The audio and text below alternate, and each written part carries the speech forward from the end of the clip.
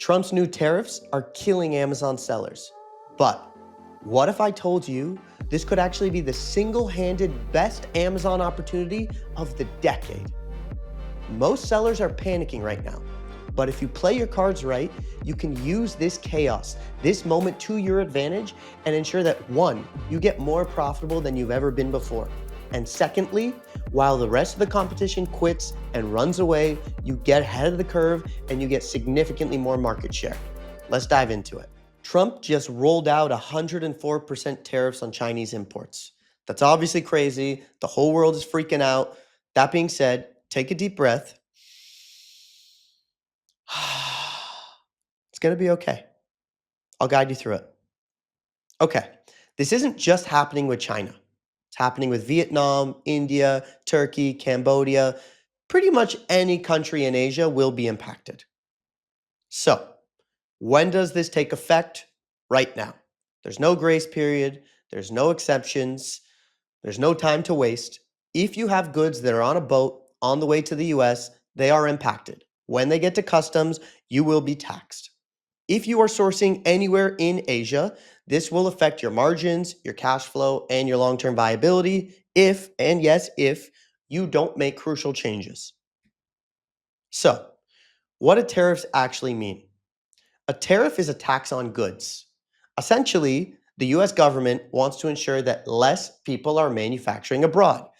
The US government wants to ensure, hey, let's get more people to actually manufacture in the US. Now, even with the tariffs taken into account, manufacturing in the US likely will be far more expensive still than manufacturing abroad with a tariff.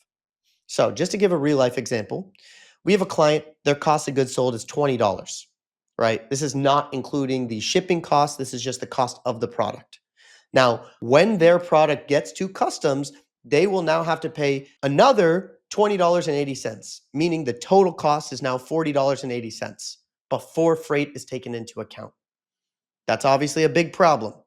If you are a seller, right, and this is more so for people that are private labels and wholesalers, and you have thin margins, this obviously isn't viable. That's going to take up pretty much all of your margin. So, everyone wants a hack, everyone wants a trick. I'm here to tell you the bad news. There's no workaround, there's no backdoor trick. We're not going to someone in customs and bribing them. That is not the solution, right? You used to be able to send a shipment that was, had value less than $800. That's no longer allowed. No, you can't just go to Vietnam. They're now taxed at 46%. India's at 26%. Bangladesh is at 37%. I can go on a list of every single country for the next 5 minutes if you want, but I don't think that's going to be the best use of our time.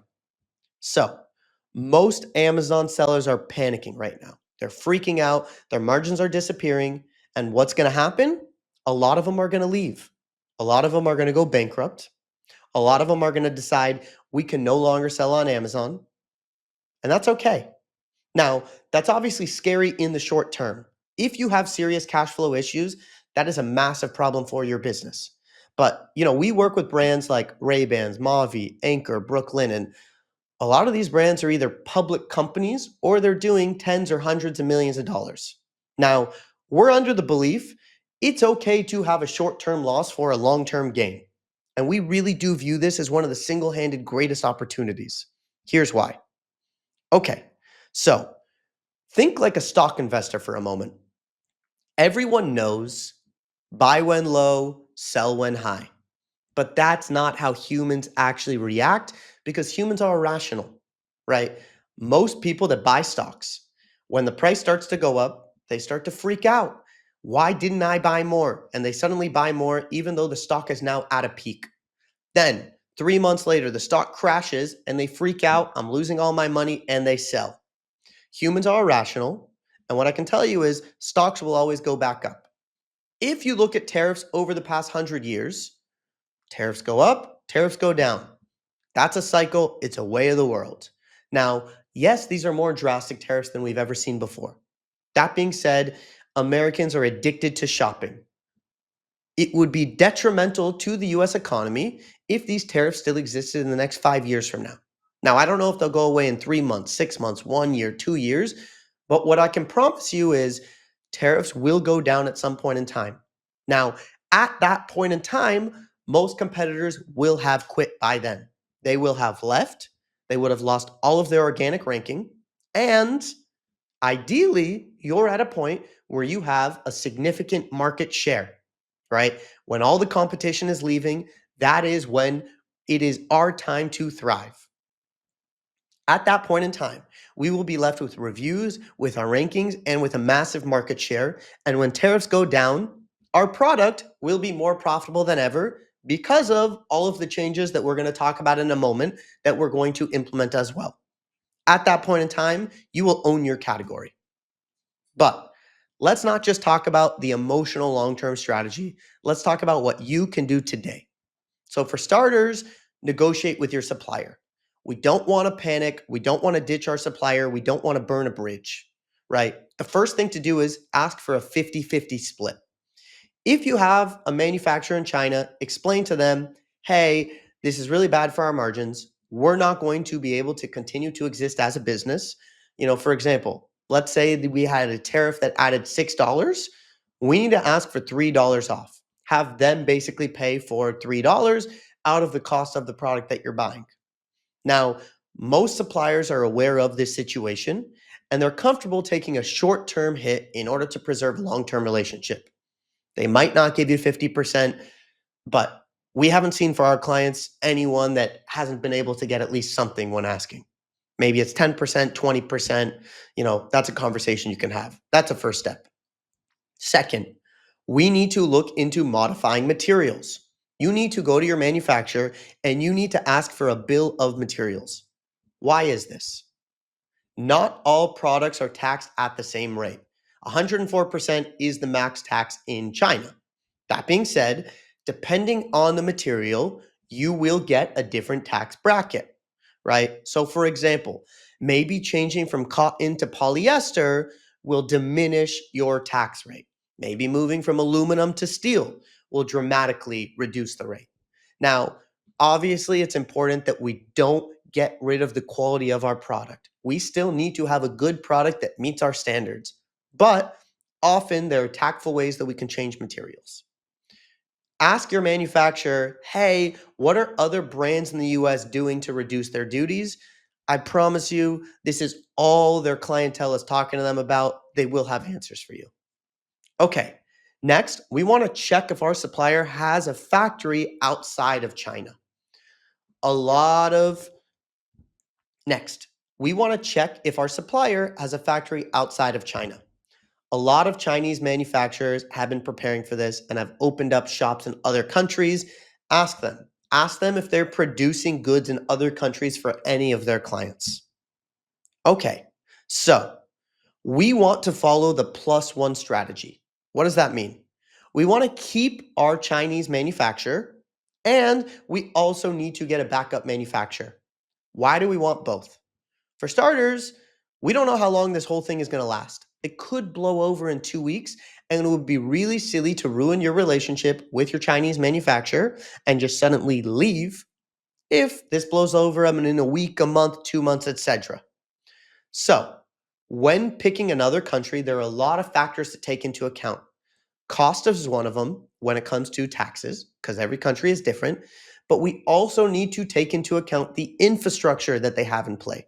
So, for example, some countries may have worse infrastructure, won't be able to scale up with you and, be able to do 100,000 units in the same time period.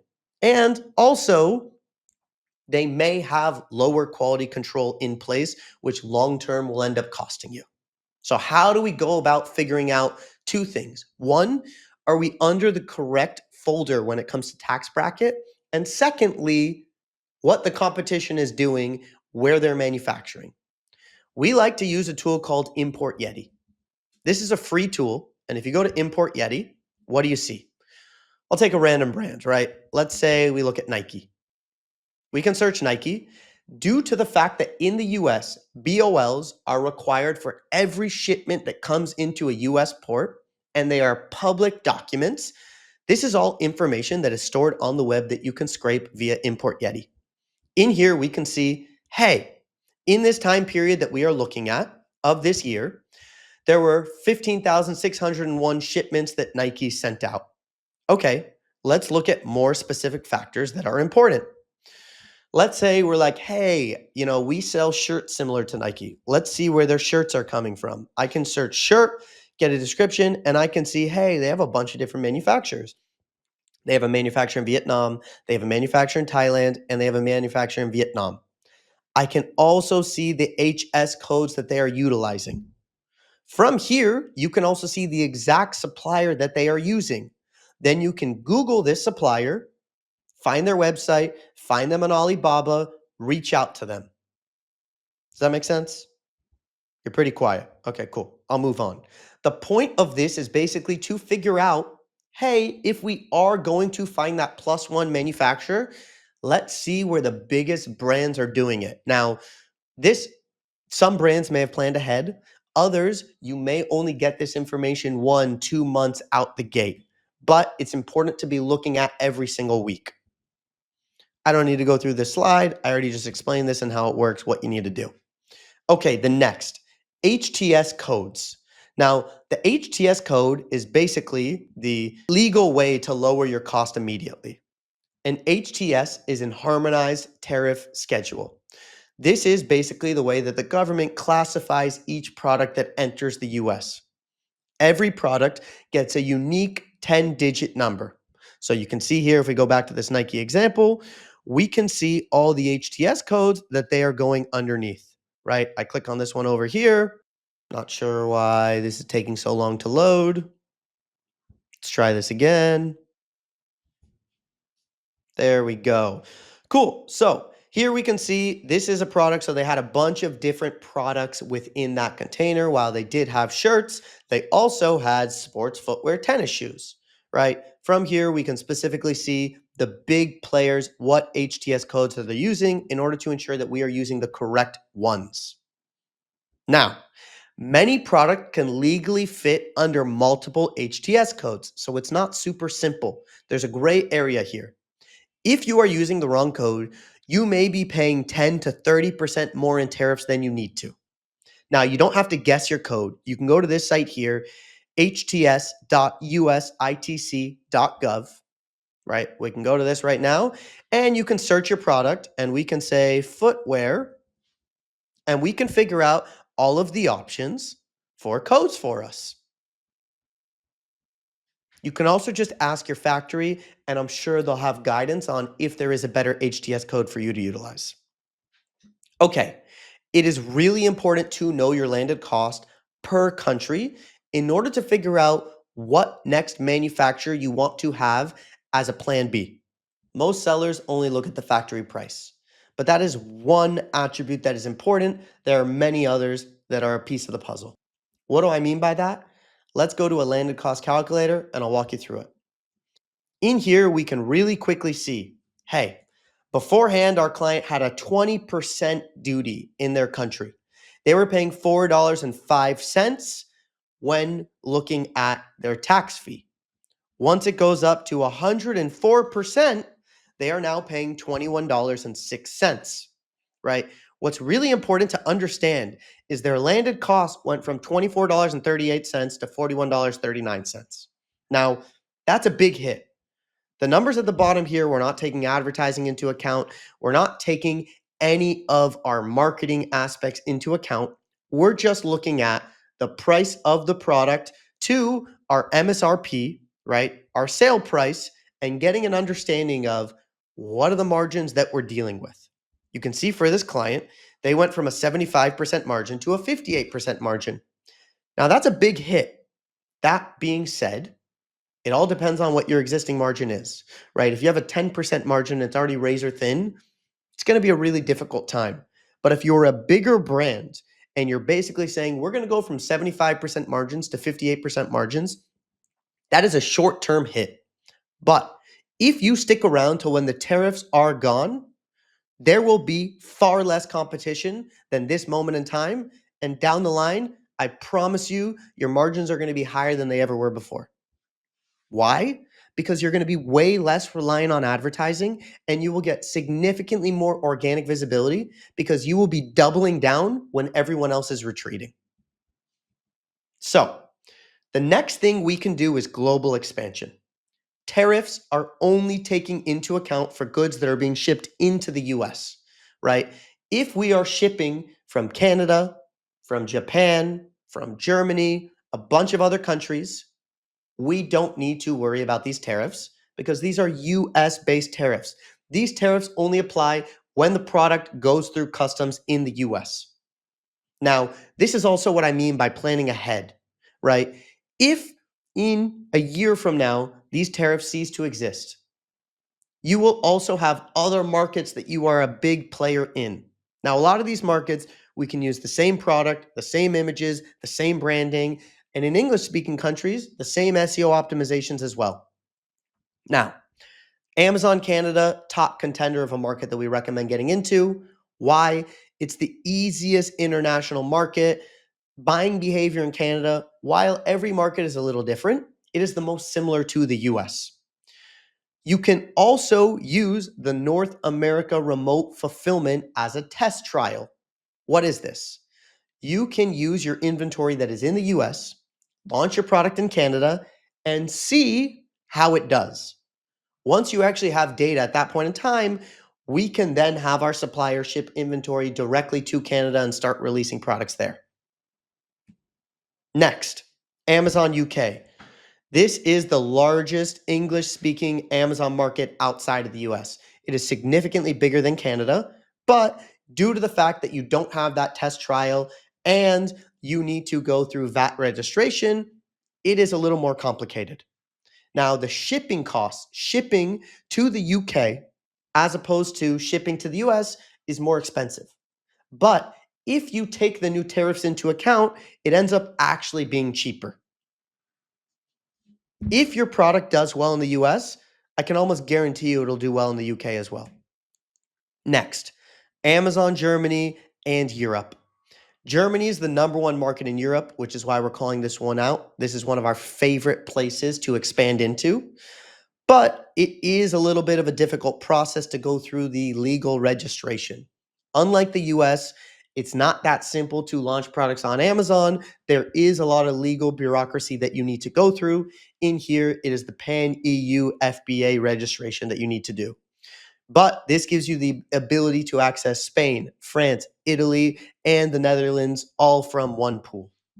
Now, duties and VAT vary per country. That being said, these markets are way less saturated than the US, significantly easier to succeed in, and rely on less capital. Amazon Japan is our last example that we're going to talk about today. This is the number one Amazon market in Europe. It is a great entry point for the European market.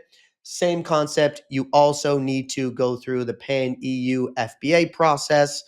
And also similar concept, way less saturated than other markets. Global expansion is a really helpful way to hedge your bets. But I don't want you to get the wrong idea and think that Amazon US is a thing of the past. For your Amazon US store, raise your prices a bit. Pass off some of that cost to the consumer.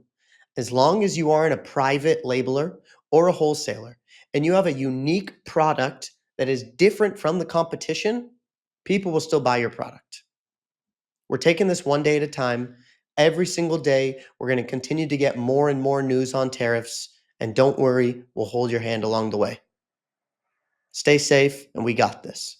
Global expansion is a really helpful way to hedge your bets. But I don't want you to get the wrong idea and think that Amazon US is a thing of the past. For your Amazon US store, raise your prices a bit. Pass off some of that cost to the consumer. As long as you aren't a private labeler or a wholesaler and you have a unique product that is different from the competition, people will still buy your product. We're taking this one day at a time. Every single day, we're going to continue to get more and more news on tariffs. And don't worry, we'll hold your hand along the way. Stay safe, and we got this.